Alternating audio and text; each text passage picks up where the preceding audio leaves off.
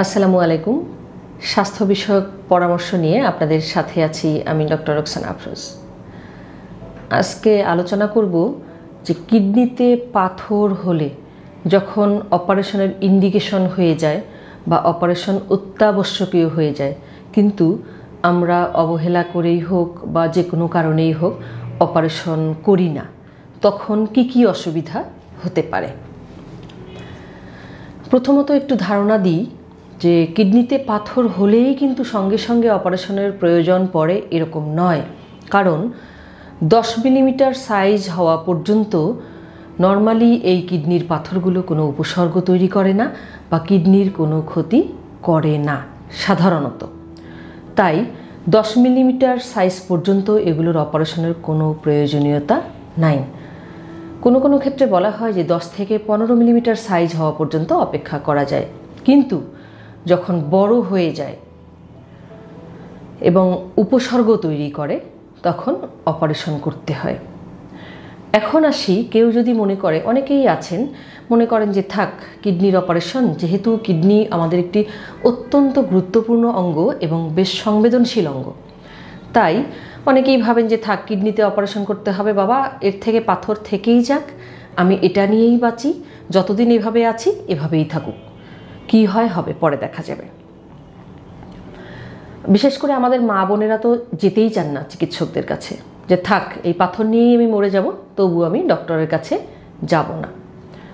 কিন্তু যখন পাথর বড় হয়ে যায় এবং অপারেশনের ইন্ডিকেশন হয়ে যায়, সেই অবস্থায় যদি অপারেশন আপনি না করেন তখন একাধিক জটিলতা হতে পারে। সেগুলো কি কি? প্রথমত আসি, যদি পাথর বড় হয়ে যায় তখন এটি কি করবে, কিডনির যে নালি সিস্টেম আমরা বলি বা ক্যালিসিয়াল সিস্টেম বা কালেক্টিং সিস্টেম যেগুলো আছে, পেলভিক ক্যালিসিয়াল সিস্টেম, সেগুলোকে সে ব্লক করে দিবে। ব্লক করে দিলে কি হবে, ওই কিডনি তখন ফোলা শুরু হবে। এই কিডনি যখন ফোলা শুরু হবে তখন কিন্তু কিডনি টিস্যু ক্ষতিগ্রস্ত হবে এবং দীর্ঘমেয়াদীভাবে এরকমভাবে কিডনি ফুলতে থাকলে অনেক সময় কিডনি ড্যামেজ হওয়ার আশঙ্কা থাকে। এরপর আসি, এরকম যদি কিডনির নালিকে সে বন্ধ করে ফেলে এবং কিডনিকে ফোলানো শুরু করে, তখন কিন্তু তীব্র ব্যথা বা ব্যথা নিয়ে রোগীরা আসতে পারে। এছাড়া যখনই এরকম বন্ধ থাকবে তখন কিন্তু সেখানে ইনফেকশনের হার বেড়ে যায়। এর ফলে ওই কিডনিতে ইনফেকশনের আশঙ্কা বাড়ে এবং কিডনিতে যখন ইনফেকশন হয় ওই অবস্থায় যদি কিডনির নালি বন্ধ থাকে এবং কিডনি ফোলা থাকে, আমরা যাকে বলি পায়োনেফ্রোসিস, এটি কিন্তু এক ধরনের ইউরোলজিক্যাল এমার্জেন্সি। মানে এটি এতটাই এমার্জেন্সি যে এই কন্ডিশনে কোনো রোগী আসলে যদি ইমিডিয়েট এটাকে অপারেশনের মাধ্যমে এই পুজ মিশ্রিত যে পানি দিয়ে কিডনি ভর্তি হয়ে থাকে সেটিকে ড্রেন করা না হয়, আইদার পিসিএন করে বা স্টেন্ট দিয়ে, তাহলে কিন্তু এটি একটি লাইফ থ্রেটেনিং সিচুয়েশন তৈরি হয় এবং আমরা বলি যে ইউরোসেপসিস হয়ে যায়। সেক্ষেত্রে রোগীর মৃত্যুর ঝুঁকি অনেক অনেক অনেক গুণ বেশি। এছাড়া আমরা পাথরের অপারেশন যদি না করি আর কি হতে পারে? অনেকের আছে প্রস্রাবের সঙ্গে রক্ত যায় পাথরের কারণে। আপনি অপারেশন করলেন না ইন্ডিকেশন থাকা সত্ত্বেও, তখন কি হবে, বারবার যখন রক্ত যাবে তখন কিন্তু রোগী রক্তশূন্য হবে।